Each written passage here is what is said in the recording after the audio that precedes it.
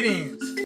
This is Doc I coming at you live and direct from Black Facts Headquarters Central with another installment of Doc Ock at noon and 9. Here we go again, walking. Oh, no, that's not the song. Yeah, buddy, we're ready to go one more time.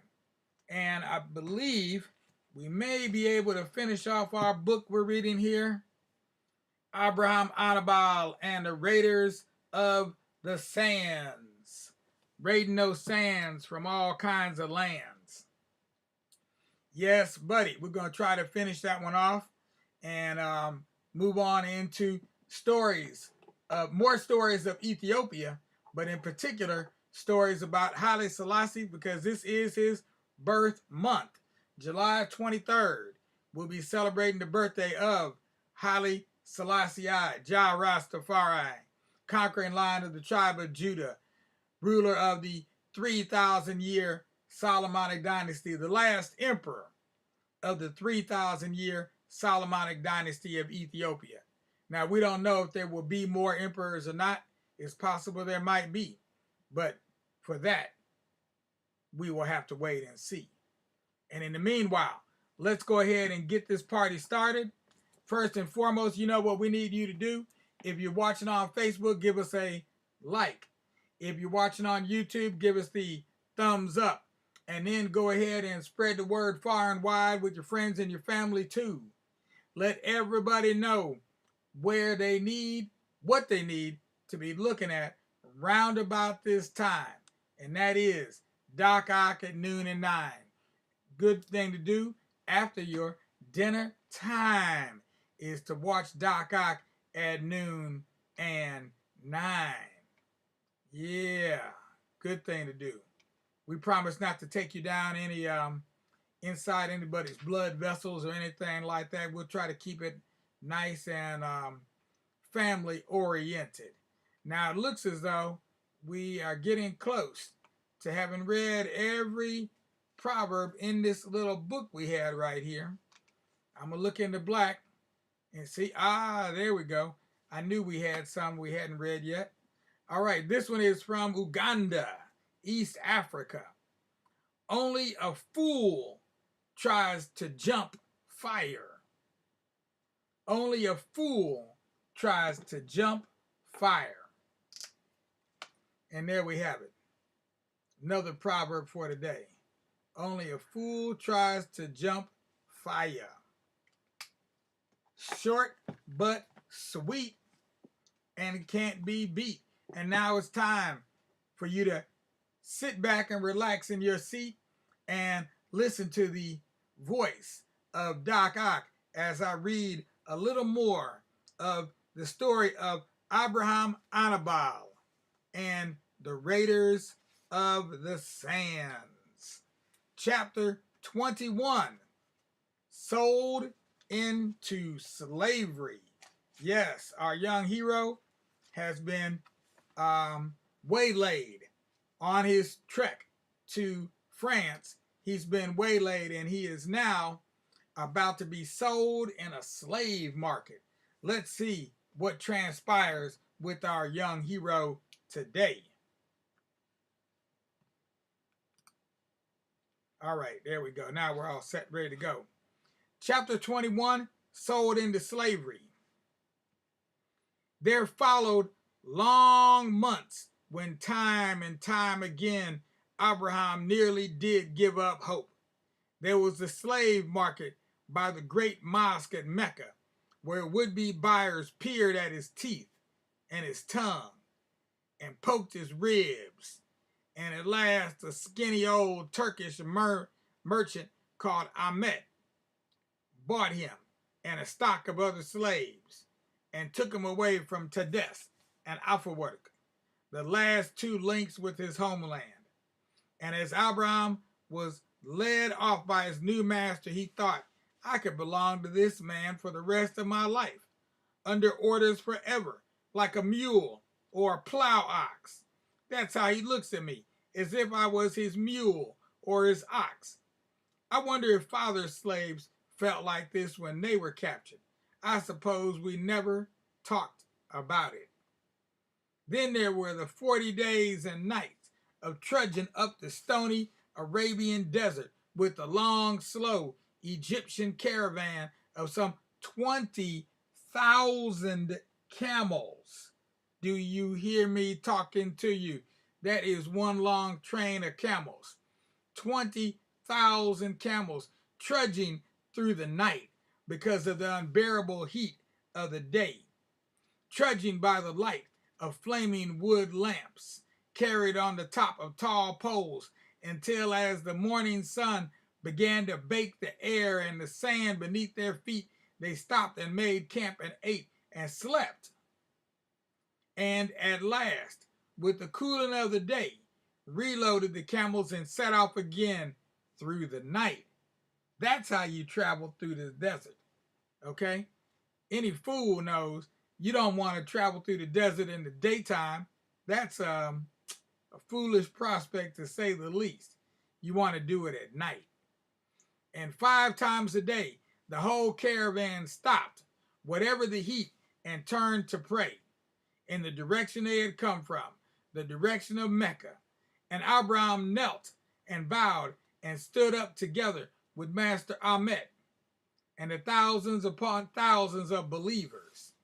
It was all those thousands of believers who wore down his courage, the courage that had made him stand up to Kamal and the king of Mecca.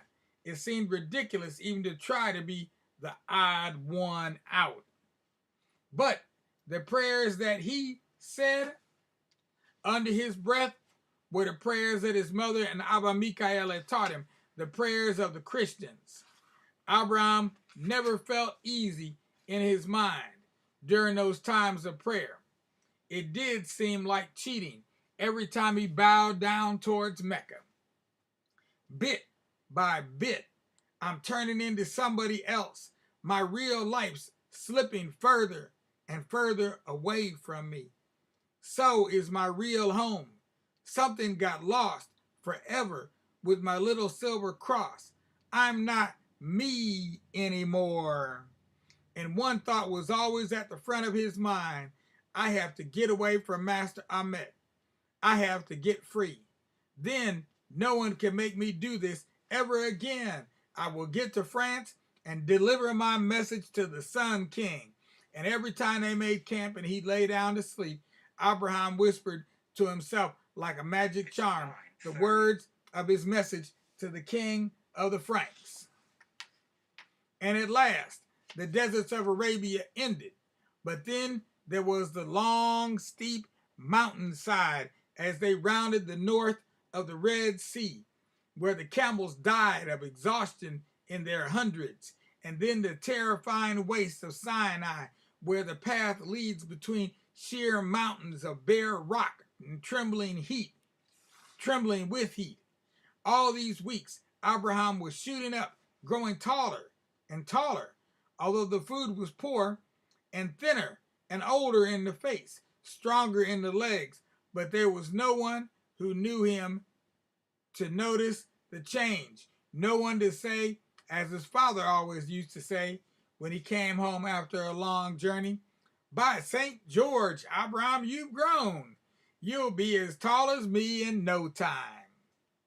His father's joke when he was in a good mood was to pick Abraham up and hold him so that the boy's head was level with his own. "Look, Abraham, you're as tall as me already." But here in the desert, he was just any black slave, one of hundreds, and nobody knew him. Even his name had changed.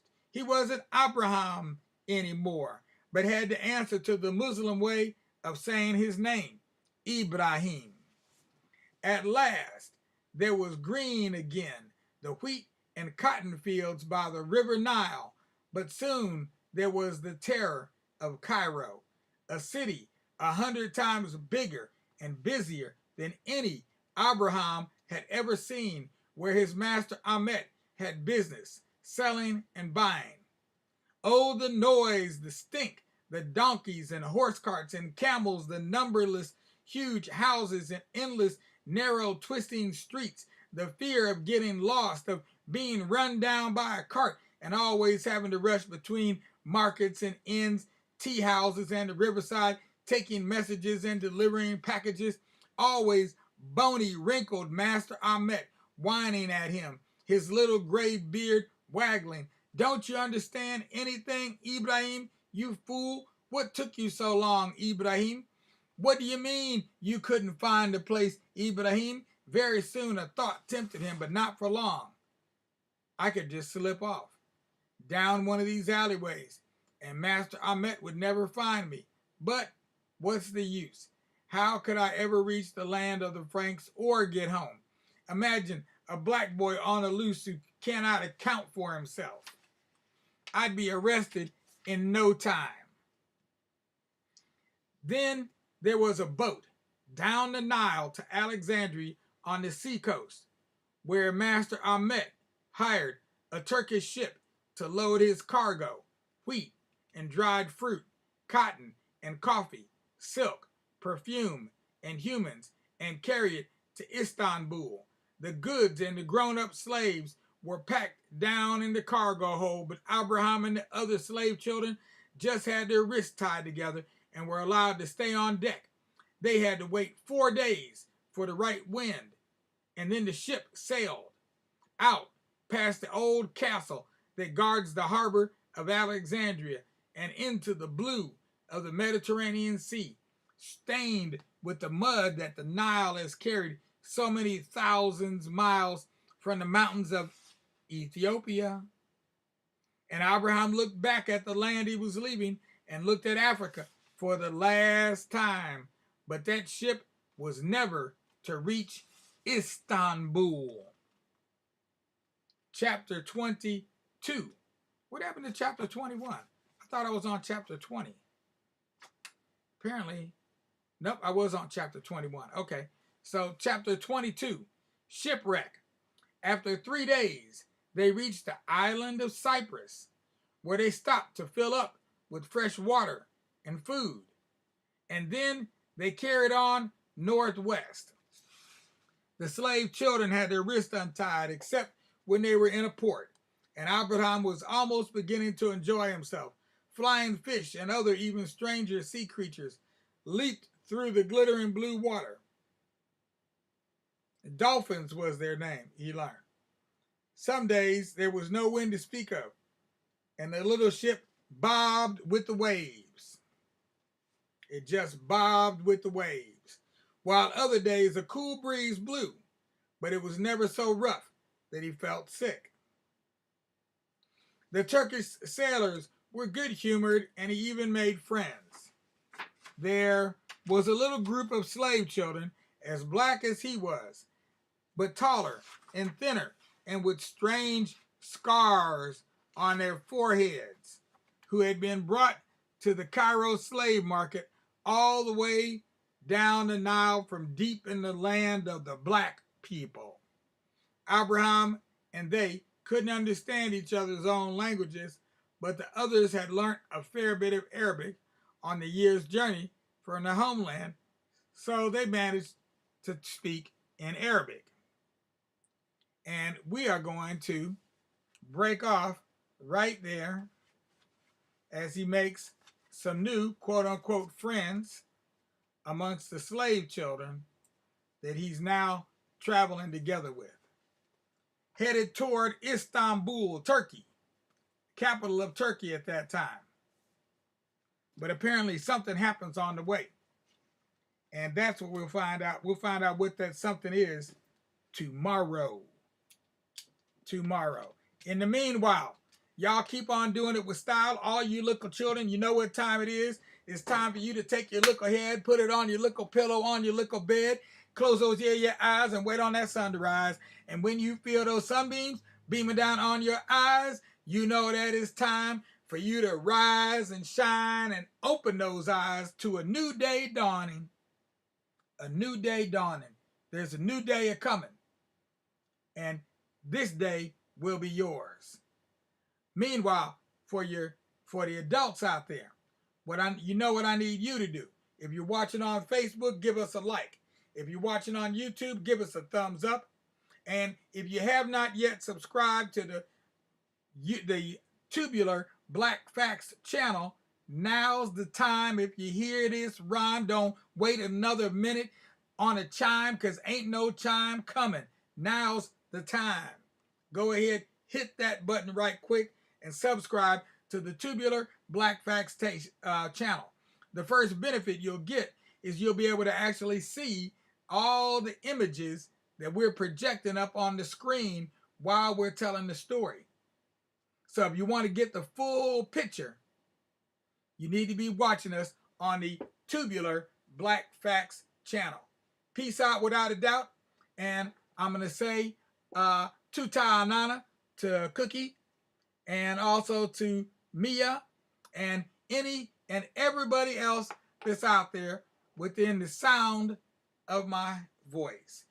Tonight, you definitely made the right choice by choosing to come to spend a little time with us as we relate to you some tales of Africa that you normally don't hear, because we're all the way over in East Africa as we feature, we bring you stories this month of Ethiopia.